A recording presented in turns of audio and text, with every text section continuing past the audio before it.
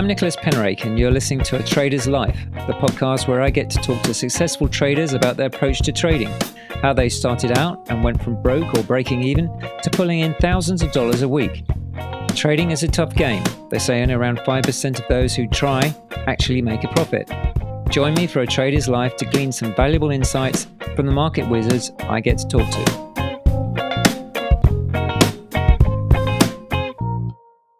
Hello and welcome to the show.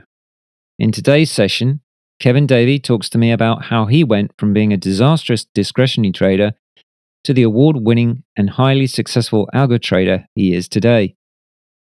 Even though I doubt I'm going to be writing code anytime soon, I was really curious to find out more about this way of trading. Just how difficult is it? Not surprisingly, you need to have some understanding of trading and some aptitude for writing code for the strategies you devise.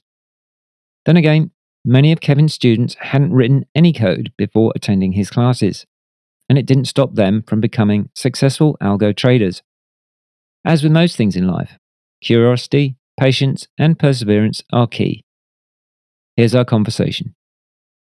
Hey Kevin, welcome to the show. How's it going? Thanks. Going great, Nick. Thanks for having me on. Yeah, first week back trading in January, and I don't know when people are going to be listening to this because it'll be probably mid-January by then, but we've had a crazy week, haven't we? All things considered. Yeah, and it's a lot of crazy weeks in the past year or so. Yeah. You just hope that 2021 might get off to a better start, but it's just more madness of the same. Yeah, lockdowns in the UK and storming of the Capitol in America. Blimey, what next? Not surprisingly, a volatile week with the markets. I imagine they've settled down a little bit by the time our listeners are listening to this one. So, yeah, you're an algo trader. I've heard of algo traders. You're the first algo trader I have on the show. Give us an intro to that and tell us what that means and how you do it and how you started. Okay. Well, for me, algo trading is really, to put it simply, is just trading by rules and just following the rules all the time. So I do it as a retail trader, so I'm not doing high frequency, in and out in microseconds type thing, because frankly, I wouldn't be able to compete in that space with hedge funds and those groups that have co-located servers at the exchange and all that. Yeah. So I'm not doing any kind of real high frequency type stuff, but what I am doing is lower frequency. So this could be like on daily bars, for example. And I'm creating rules and then testing them historically to make sure that they've worked. I mean, that's no guarantee they're going to work, but all things being equal, it's always nice to know something has worked in the past before you start using it. And then I program it. It's already programmed into the trading platform I'm using. And then usually when I'm ready to trade it, I just automate it. And then trades get taken automatically without my interference, unless something goes wrong. So I've been doing this probably about 15 to 20 years or so. Way back when you really couldn't automate it as much. And really, if you go back far enough, probably the first system I ever traded was just a moving average crossover that I actually calculated by hand. This was even before people really had computers at home, kind of thing. Yeah. So I've been doing that kind of thing for a while. Back then, it wasn't called algo trading; it was mechanical trading or system trading. But it's all the same thing. It's just using rules, defined rules, to determine when you trade. So it's not looking at a chart and saying, "Oh, hey, based on the chart action and the order flow and that kind of thing, I think the price is going to go up," and then you make a decision. The algos take the decision making out of the trader's hands. Yeah. But really, in order to come up with rules, I guess you have to have some sort of strategy. So you would clearly have some experience of trading right at the beginning, and having had that experience, you would then presumably devise or test one strategy in particular, like the one you mentioned, the crossing over. So how do you go about setting up language or code for the software to understand that it wants that it follows your particular strategy, if you like? okay. So most uh, trading platforms out there, I use TradeStation, but people use multi-charts, NinjaTrader. Some people write them in Python. There's a lot of different platforms that will support this type of trading where you actually program the rules in. And the languages vary from platform to platform. So you do have to know how to actually program in the platform you're using. For example, TradeStation uses what they call easy language, and it's actually a version of a very old computer language called Pascal, which nobody uses anymore, but it makes it really easy to create strategies with it. And for example, if you wanted to say, I want to buy a 5-bar breakout, you would actually type in code. If the close is the highest close of the last 5 bars, then buy the next bar at market. So it's things like that. And it does take a little while, obviously, to get up to speed with it, but the programming part probably is not the biggest deal. It's more coming up with the ideas to program. Yeah. And So how do you do that? yeah, Yeah. luckily uh, there's a whole bunch of different ways, but there's a lot of information out there. Uh, either books, magazines, the internet, of people who've tried things. Yeah. And some work, some don't. A lot of times people claim that they found the holy grail and they'll show what they've done, and it doesn't really work the way they say. But that's always a good starting point. I'll find a lot of things out there and I'll say, well, hey, that might be a good base idea, but I don't like what they're doing, so I'm going to add to it and that kind of thing. And that's where having trading experience actually does help, because you'll know what you like and you don't like. Maybe your algo is telling you to buy after a huge drop, and psychologically you can't handle that. You want it to come back a little bit. Well, then you just program it that way. And ultimately, it matters what you like as far as the psychology part of it, but the back test is the back test, right? And if the historical test doesn't work, it doesn't matter what your idea was, it's not going to work. Yeah. So that's kind of the check on it, that, hey, you can come up with all kinds of crazy things, but ultimately you've got to test it to prove it out. Yeah. And how much testing do you do, and over what time periods and time frames? I like to look over the last probably about 15 years or so, usually around 2007 or 2008 for a starting point. And there's a couple reasons for that. One is it includes a lot of the financial crisis that happened around 2008 time period, and also it gives you a lot of data to work with. You don't want to test just 1 week of results, and some people do that, or 1 month. You want to go longer than that. And the other thing too is around 2007 is really when the markets really, it was almost a tipping point of transitioning from pit trading, where all these traders are on the floor, are yelling at each other, to electronic, and that did change the character of the way a lot of people traded.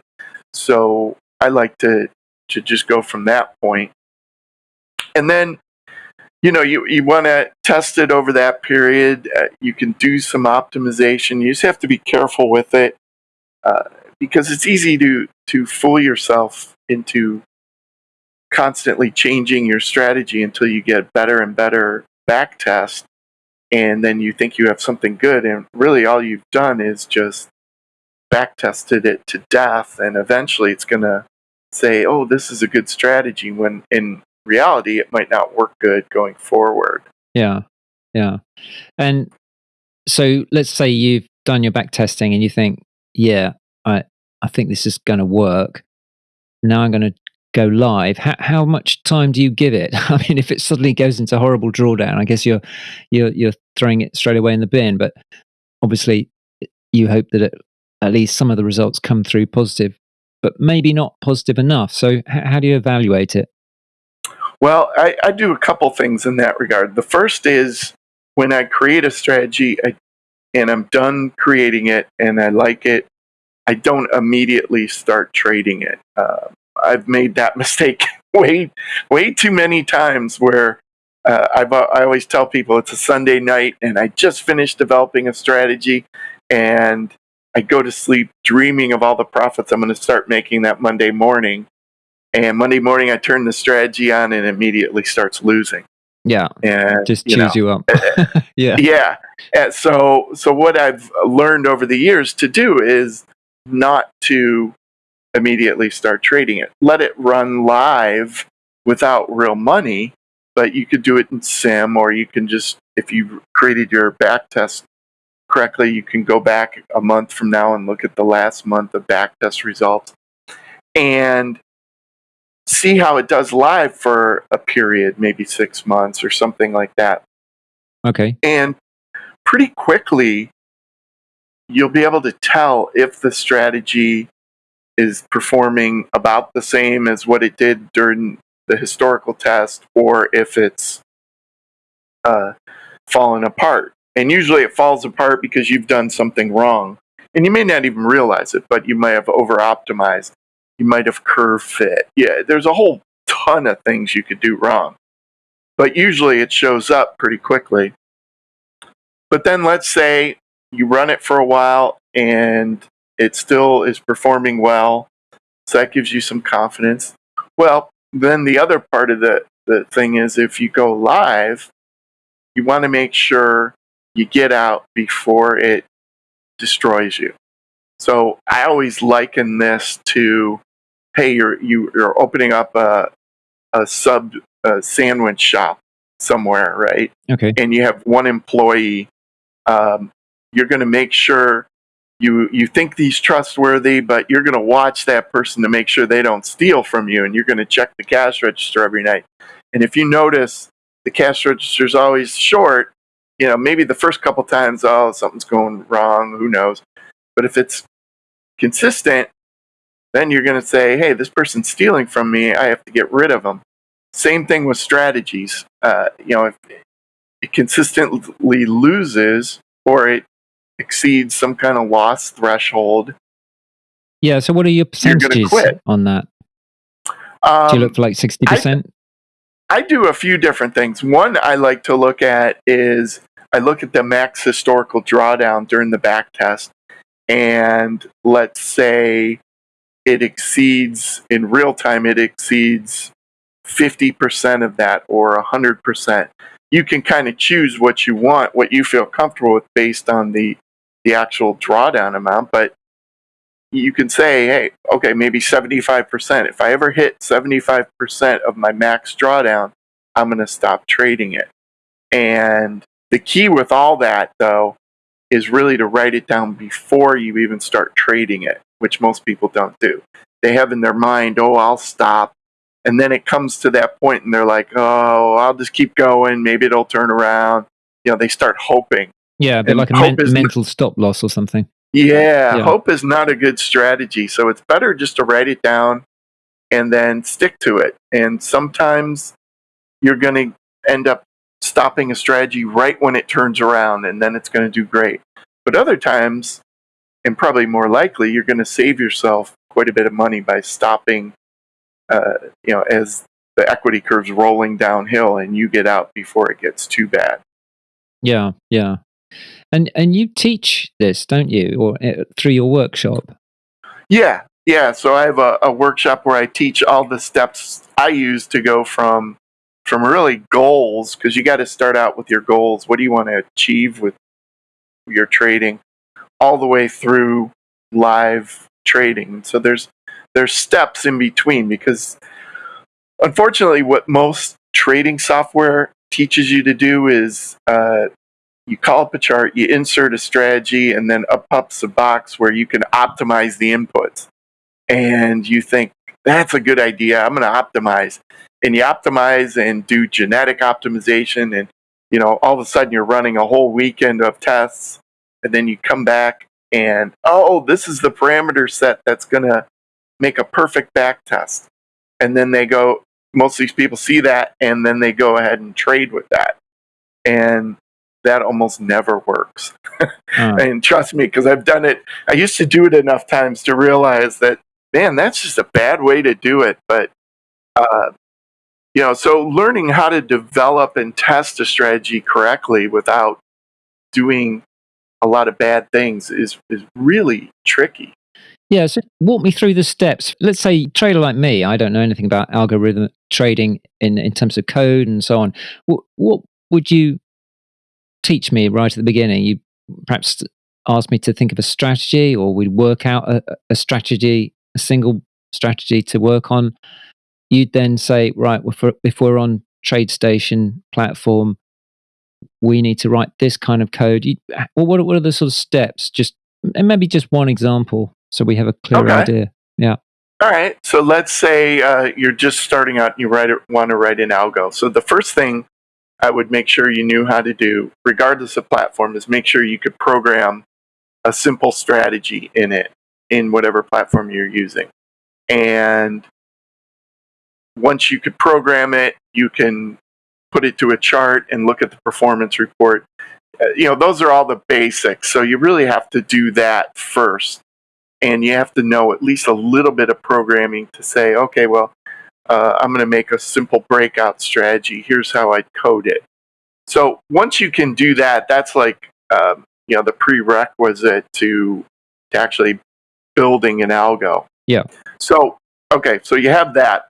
Then what you would do is, now you come up with your idea. Well, first you would come up with your goals. What kind of performance are you looking for? What kind of drawdown? And write it down, because you're going to eventually want to compare your strategy to it, your final strategy. And a lot of people don't, and what they end up doing is, since they have no goals, their goal by default almost becomes perfection, and they're looking for a perfect strategy with no drawdown. And that is an elusive beast. It doesn't exist. It's a unicorn. And when you try going for something like that, you make a lot of mistakes. So that's why you got to have goals. When we're talking about goals, are we talking about like a risk to reward ratio, like a 1-to-3 or something like that? It could be, or it could be something like, I want to make a strategy that makes 50% a year with 30% maximum drawdown. Something like that, Okay. where you define, but it's the same thing that you're saying. You want to define your reward, and you want to define the risk that you're willing to accept for it. A good example is back when I won the worldwide trading contest. My goal going into it was, I want to finish in the top 3 of this contest. And so I went back and looked at previous winners and the top 4 or 5 finishers, and I figured out if I had 100% return, I'd probably finish in the top 3. So and there was no drawdown goal. It was kind of go for that or blow out your account. Yeah. And so that's what I did. I built a system that was going to achieve about 100% return. It's pretty aggressive in a way. Yeah. Yeah. Oh, yeah. Definitely. It definitely was. Yeah. But that's how you have to approach a contest that's just purely based on return. You have to kind of go for broke. Yeah. In real trading, you wouldn't want to do that, but that's why you'd want the drawdown in there. Yeah. So once you have the let's say your risk and your reward defined, then you come up with a trading idea. And it could be, hey, I'm going to use a breakout with a stop loss. I'm going to use a breakout with a profit target. Yeah. Or, it could be anything. The problem is most ideas that you come up with are junk. And a lot of people are like, what? How do you know? How do you know my idea is junk without even me telling you? And I just know because I've done enough testing. And the reason most ideas are junk are because of trading costs. And that's your commission, but really your slippage. If you want to go into the ES market and buy even one contract, you're going to get filled at the higher price, right? Yeah. So you're always paying a little bit to the other slippage, side. Yeah. Yeah. And when you account properly for slippage and commission, most trading ideas end up losing money. Okay. And without slippage and commission, it's kind of interesting. Most ideas make money. And that's why a lot of people don't show slippage and commission results, because it turns their winning strategy into a losing strategy. Yeah. But you've got to account for that, because that's something that really happens. And it's actually probably a good thing that most ideas lose money, because it just tells you doing this is not going to be real easy. And if it was easy, everybody would do it. Everybody be making money. There'd be nobody on the losing side, and there'd be no money in it. So the way you got to think about it is, yeah, it's hard. It's a puzzle, but it's worth solving if you can do it. Yeah. So, I mean, just very crassly, your 1-to-3 ratio might actually require you to think, well, that 1-to-3 is really actually more like 1-to-2. So you have to factor in that certain amount of built-in loss. Is that kind of where you're coming from? Yeah. Yeah. And at the point of making a trading idea, of creating an idea, you don't know that. All you know is whatever you come up with has to overcome that. And an interesting aside to that is the slippage and commission costs happen at all time frames. And so if you are somebody who likes to trade 1-minute bars and trade 50 times a day, okay, well, one problem is you're going to have 50 sets of commission and slippage just to break even. So all of a sudden you're looking at coming up with an idea that really generates a lot of money, and those are very hard to find. So what it ends up driving you to, when you account for slippage and commission, is it drives you towards trading less. Yeah, less, so and for longer periods, yeah. Yeah, not trading every minute, but maybe once a day and that kind of thing. So you really want to, part of having a good strategy is minimizing that cost. Okay. We were talking about trading ideas. Yeah. So you come up with your idea, and like I said, since most ideas are bad, it doesn't really make sense to spend a ton of time on each one. And so what I've found is what I use in my next step. I call it preliminary testing or feasibility testing. And what you do is you just take a little chunk of history. You don't take all 10 or 15 years. You take 1 or 2 years, and you run your idea on it, maybe play around with some filters and some optimization, and just see if your strategy has any merit. And usually it's pretty apparent that the strategy, no matter what you do, it loses money. Okay, so yeah, maybe you just picked a bad little sample of data and every other year it works great. Or, more than likely, maybe it's just a bad idea. Yeah. Okay? Or maybe it's a bad market, or maybe it's a bad bar size you used with it, because you'll get different results, certainly with different markets and different bar sizes. So I normally check a few here and there.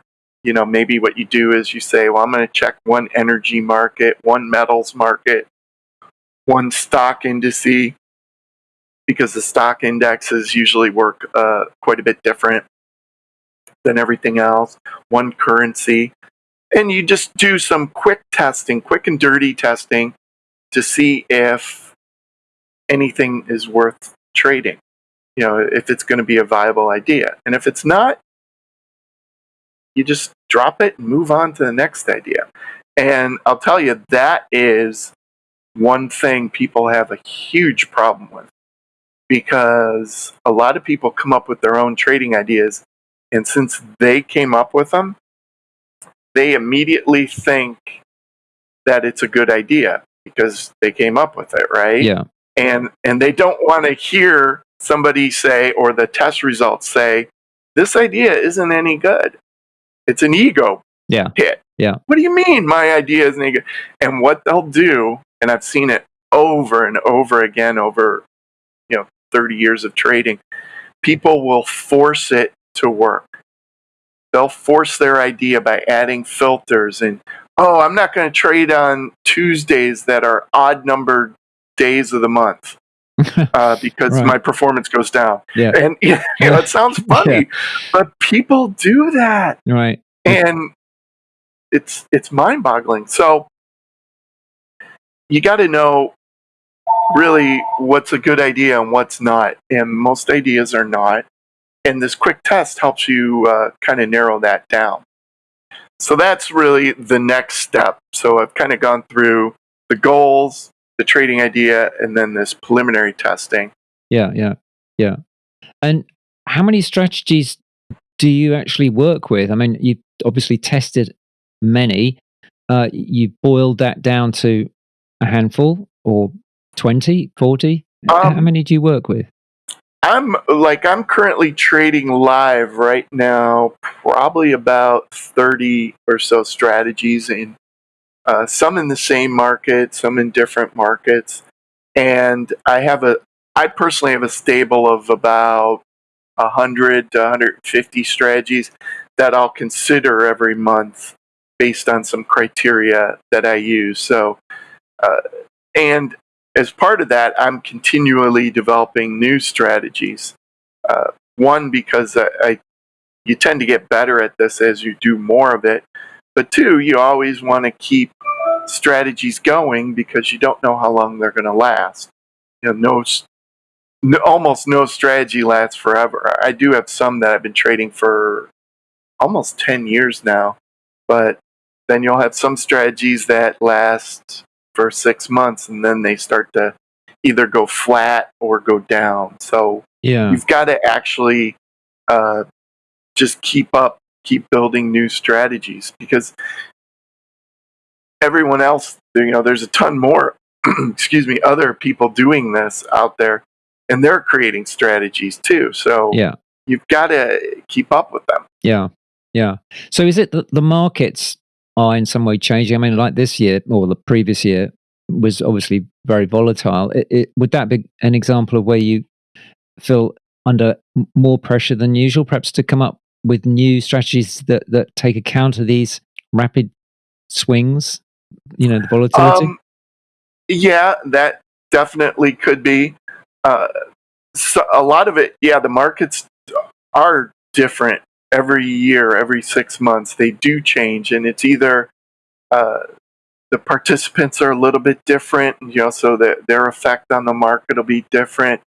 It'll be things that people discover. So let's say you've got 1,000 algo traders out there testing all the time, and they all come across a certain candlestick pattern, or not all come across. Let's say a handful of these people come across it, and they start trading it, and then you come across it. They might already have beaten you to it, where now they have traded it, and now it's no longer a useful pattern because they've kind of taken that edge away. Yeah. That's interesting. Yeah.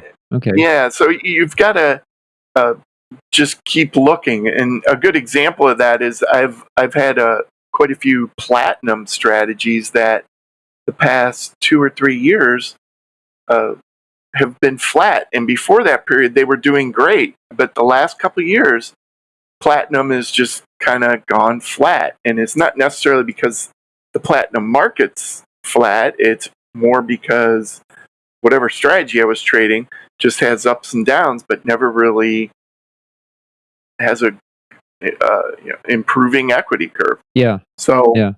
that's something too you have to account for. So I always tell people it's not a one build one strategy, go and trade it for the next 20 years. It's not how it works. You've got to build a bunch of them, and then you can take advantage of diversification. And then you've just got to keep building new ones to replace ones, and also maybe your portfolio's growing and now you can trade more strategies. Yeah. And do you share your strategies with, I don't know, like a team where you work on new ideas together? Yes and no. I mean, the students I teach, to help them get started, I actually give them some strategies that I trade or have traded, uh, and so they can go off and use those as a good starting point to help do their own. And then the other part of it is I run a club where people submit strategies, and then they develop them using the process that I talked about, and then I monitor the strategies live. And if they pass a 6-month performance test, then they all get to share the strategies. So it's a neat way to collaborate and to get other people's strategies that work. And you might just use that for ideas. You don't necessarily have to trade someone else's strategy, but you might say, wow, this person's using volume in a different way. Mm-hmm. I'm going to go and try that on some of my strategies. And so it's a neat way to sort of collaborate and also to have strategies that have been proven. Yeah. It's not just people submitting things that haven't been tested properly. And no, these are tested, and then I'm the judge and watching them for 6 months in real time where they can't change the strategy. So that's kind of a neat thing. And the students you work with, do they have previous experience of coding? Yes, for the most part. Most of them actually, I tell people there's actually two. If you want to get into algo trading, there's really two things you want experience with. One is trading experience. You can't just walk into algo trading with zero trading experience. Especially with futures, because you're going to have to understand rollovers and Yeah. those kind of concepts. So you probably want to have a year to 2 years trading experience, and preferably, unfortunately, the way it works for most people, it's going to be losing experience. But that's actually a good thing, because you want the best time for people to learn, I think, is when they realize that this is not easy. Yeah, they lost their naivety, if you like. Yeah, exactly. Yeah. I mean, you go, as a good example, I'm sure you go to Twitter and you see all these people just making money all the time. And I'll give you a good example. I see this one guy on Twitter who, in the past week, trading stocks has claimed to make over $1 million. All right. And the funny thing about that is, if you go back about 6 months ago, he had posted a video on YouTube where he was trying to describe a candlestick chart, and he couldn't describe that a red candlestick was meant the price closed lower Right. than it opened. Oh, boy. He's like, well, I think it means it's going down, but it might be going up. I don't really know. Yeah. And now he's claiming to make $1 million in a week. Yeah. And people will fall for that initially because it looks so good. But once you get a little trading under your belt, you realize, oh, that's probably not possible. And so that's the first part. You want to have that trading experience. And then the second part of any algo trading is obviously being able to program some simple algos, being able to run some tests on whatever platform you use. And when you can do that, then I think you're ready for the next step, which is really learning how to build strategies and test them properly, because that's like I said, most trading platform software just encourages you to optimize, and that'll get you nowhere fast, pretty much guaranteed. How tricky is the coding compared to, say, I mean, let's say they've got a little bit of coding experience. Is it quite a step up from beginner level? It can be. A lot of it depends on what platform you use. So, for example, Ninja uses some pretty advanced sort of C++ type computer programming language. To try to create a strategy in Ninja is, in my mind, really tough. Yeah. Easy language, TradeStation, really easy, but part of that's because I've been using it so long. What I usually tell people to do who are thinking of getting into it but don't know what platform, don't know if they can program, uh, the magazine Technical Analysis of Stocks and Commodities, great trading magazine. I actually write an algo column in there every month, but every issue of the magazine usually has code for some article. So, somebody will write an article of breakthrough in moving average technology, and what they'll do is in the back of it or online, they'll have code written for that article in 10 or 15 different languages. Okay. And what you can do is, as a novice wondering what platforms for me, go and look at the code, and some of it will look like, what is this? This is like, Japanese. are they speaking a different language? Yeah. And some of it, you'll read it and you'll be like, oh, okay, they're doing a moving average crossover. Oh, they're buying when this happens. And some of it will make sense to you. And what I always encourage people is, if you find one that really just clicks right away, then that might be the platform to use. And it's, because obviously different people come into different with different backgrounds, just have a different level of expertise with this. I was programming back in the basic days in Fortran 77.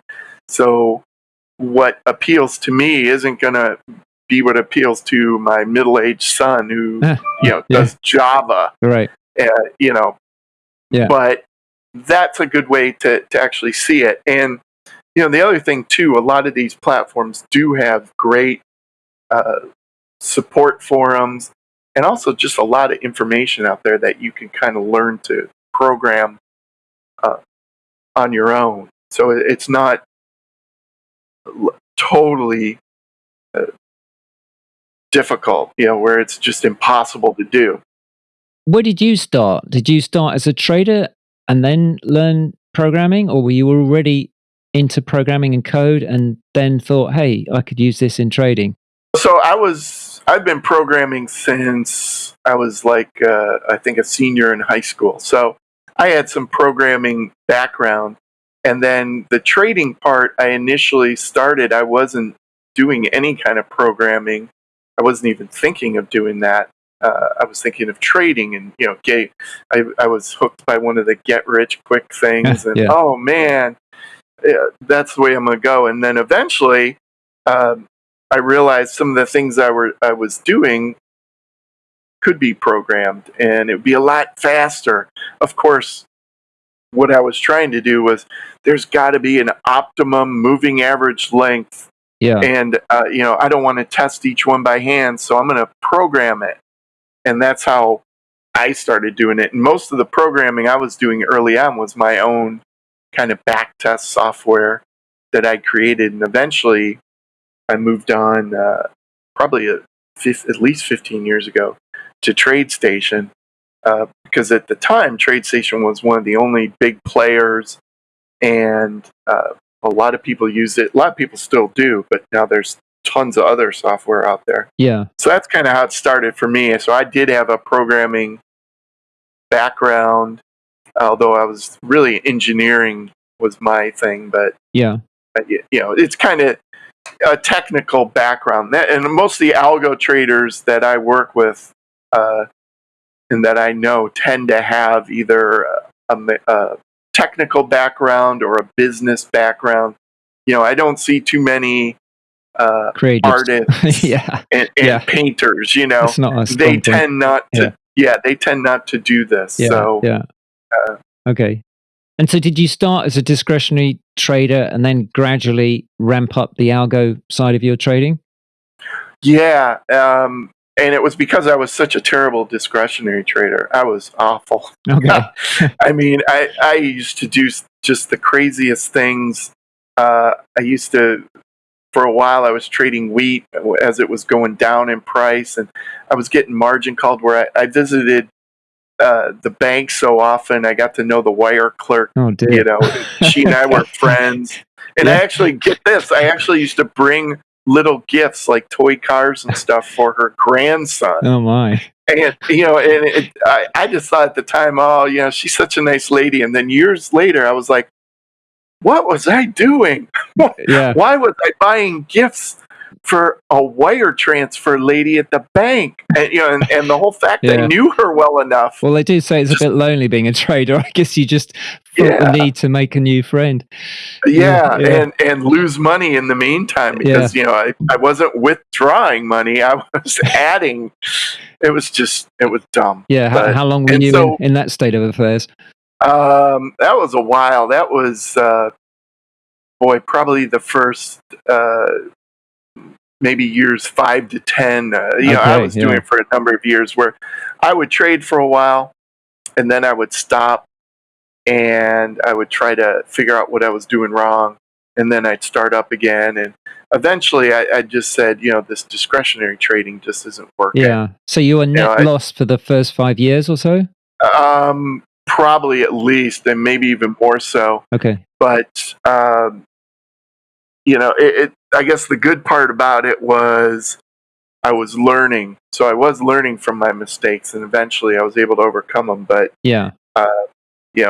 I've met very few traders who have been trading only a couple of years who have just been doing great. Usually people lose. Yeah, the first 2 years, in my experience, people are struggling, aren't they? Mostly.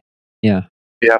Yeah, it's only the exception that is net profit in the first year, I think. While you were making a mess of it as discretionary trader, you were actually building up your skills in algo trading. When did one take over from the other and start to make you consistent profit? I would probably say it was probably back around 2004, 3 or 4. And what happened was I started developing some systems, and they started looking good. I wasn't necessarily trading them all. And then what really became a tipping point was, there's this trading contest that's the World Cup of futures trading. Larry Williams won it way back when. And I realized that one year, I think it was 2004, maybe 2003, I forget, where if I had traded it, I would have won. Okay. And that to me was like a big, maybe I am doing something right. And so then I entered it for a few years, and I finished first or second 3 years in a row. And that kind of convinced me that what I was doing was, I was on the right path. Yeah. And, it's not to say it's always just been a consistent, profit every day, week, month. It doesn't happen like that. It comes and goes. And, you've got to psychologically be able to withstand drawdowns with algo trading. It's funny. A lot of people will say, I want to algo trade because it's no emotion. Or, you see these robots. They used to be really popular for like MetaTrader 4, where they say just trade the robot and no emotion. And it's funny because I know when somebody says that they either don't trade or they're not trading real money. They're just trading on a sim. Well, they're just trying to sell the damn thing to you. Right. Yeah. Because that would be no emotion. But as soon as you put money into it, I don't care if you're algo trading or discretionary trading, you're going to have emotion. And Yeah, and I mean, I've only one experience of, I couldn't call it algo trading necessarily, but a robot, a forex robot, and actually that was kind of scarier than losing money through my own strategy. Because I just couldn't understand it. I had no way right, of evaluating what was going on. I right, couldn't tell. Is this just temporary drawdown that is going to bounce back up because it's a robot and it knows what it's doing, or is it just going to eat up more of my account? So I found it a bit right. scary in that regard.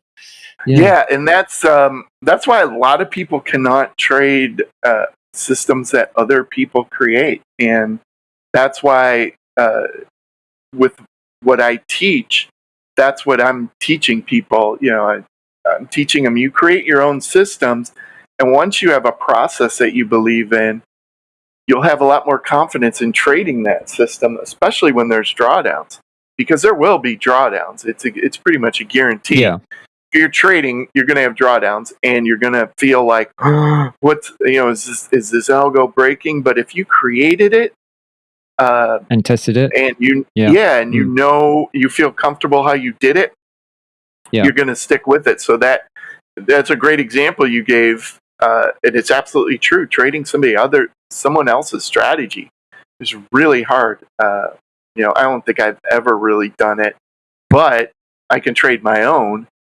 And it's not to say they're not going to lose money sometimes, but at least I can feel comfortable with that. yeah, yeah. Rounding up, Kevin. How's your average week? Is it a lot of time on trading, or is it a lot of time on the teaching and the strategy group? How does it divide up roughly?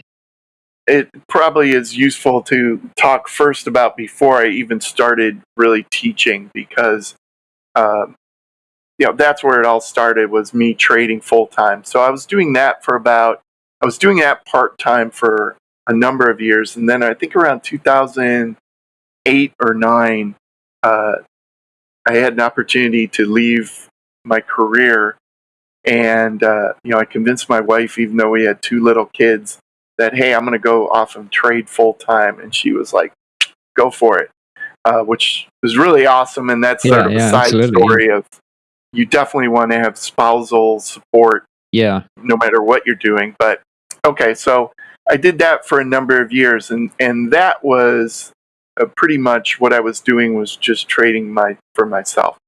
And when you're doing algo trading, it's not like you have to be glued in front of the computer watching trades. What you're doing is developing new strategies, and then maybe looking at portfolio type things and position sizing.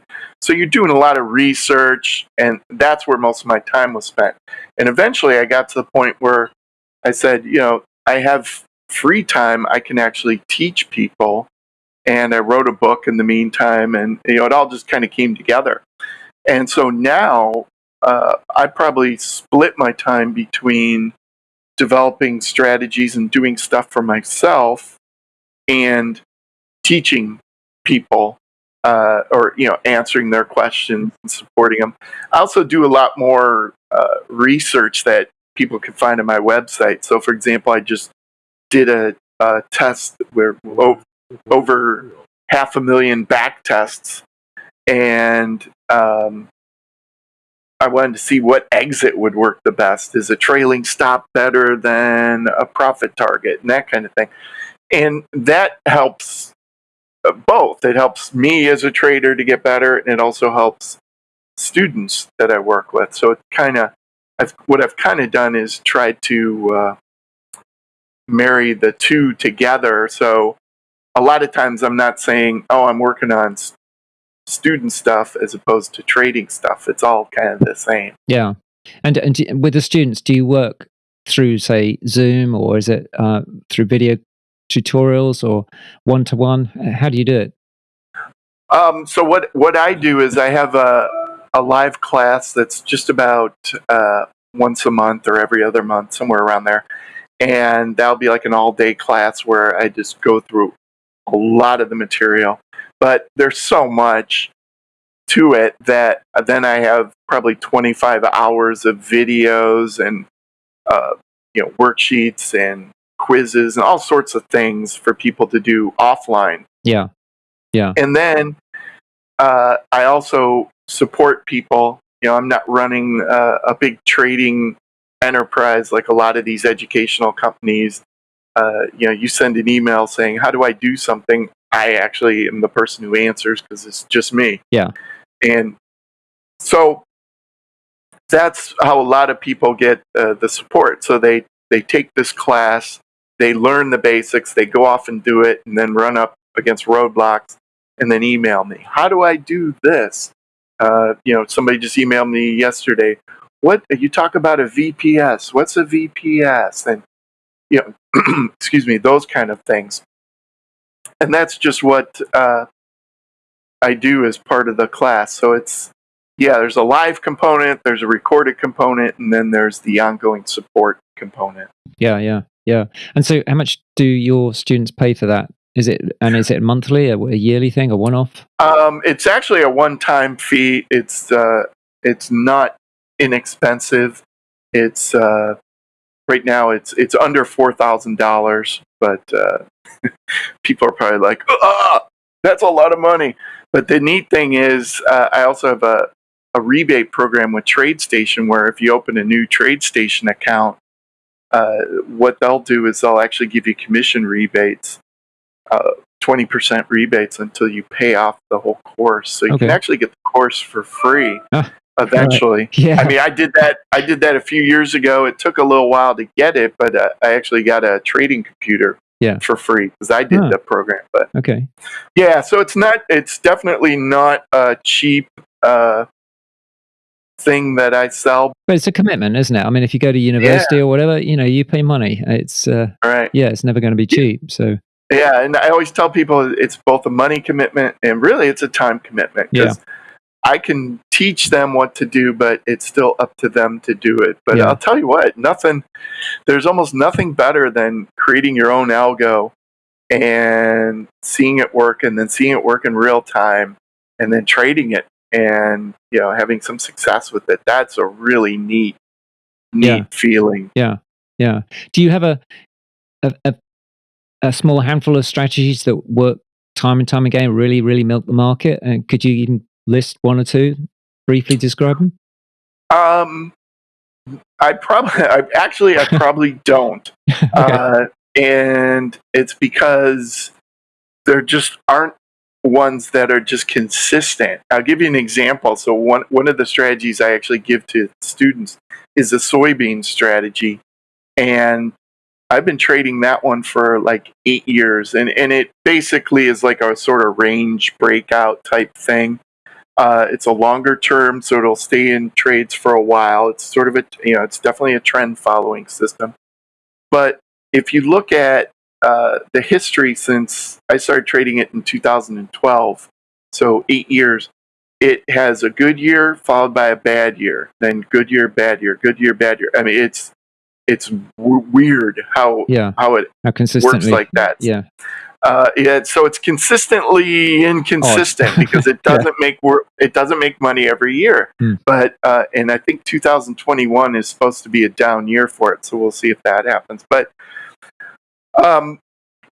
the problem with any strategy, it's hard to be consistent year after year, and that's one reason I trade a whole bunch, because if you trade a bunch of strategies, usually what you end up having is you have a couple strategies that will do good in any given year, and then they might fall off the next year, but then some other ones will take over. And that's kind of what you're hoping for. Let's just say you trade 10 strategies. What you're hoping for are 2 to 3 to do really well, probably 3 to 4 to do so-so, and maybe a couple of the rest either break even or lose money. And if you have that, you should be in pretty good shape, because the ones that are doing well should make up for it. Yeah. How well do your students, how long does it take your students to make some appreciable returns, that look quite promising? It really depends the hard-working ones. But some of the people launch right in, and some of the strategies I give them start trading them. And then they're like, I've had people come to me after a couple weeks after the course and said, I've already made my course fee back in trading. It's like, wow, that was quick. Impressive. And then there's other people who take a couple months and before they create their own strategies and then they start running them. And then there's people who, who come back after like a year after taking the course and say, oh, I'm jumping back into it. They kind of let it drop. Yeah. So you get a whole bunch of different things with it. Sure. So there really is no ideal. What I tell people, and this is regardless of my class or anything, a good rule or a good goal should be for somebody who wants to do algo trading is try to create one strategy a month. And by create, I mean go through all the steps and say, hey, I could start trading this.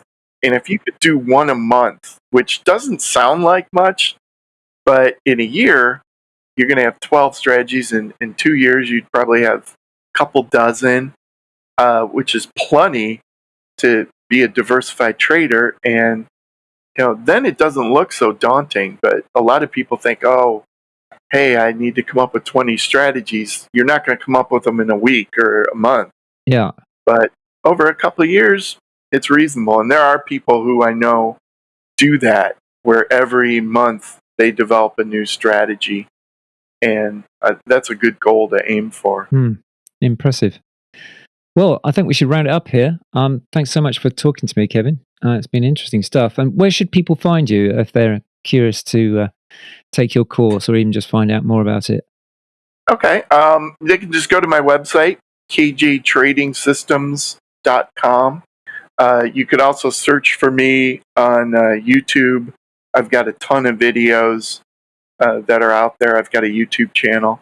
Those are probably the two best places. I've got just a lot of free information for people. Yeah.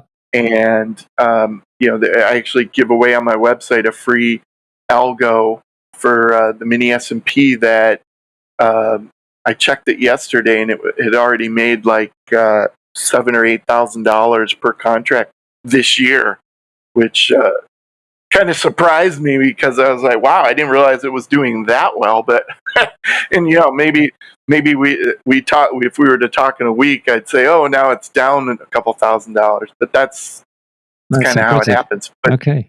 But yeah, if they go to my website, they can get all kinds of free info, and there's ways to reach me through there too. Okay, great. Well, anyone out there who's got any clue about coding should look you up, and trading, of course, the two combined. Yeah, good. Well, thanks very much, Kevin. Oh, thanks, Nick. I appreciate it. Sure. It's been a great talk.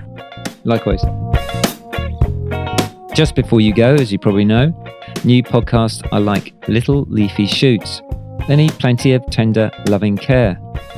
So if you're enjoying the podcast so far, please check out my Patreon page at patreon.com/penrakespodcasts. Thanks very much.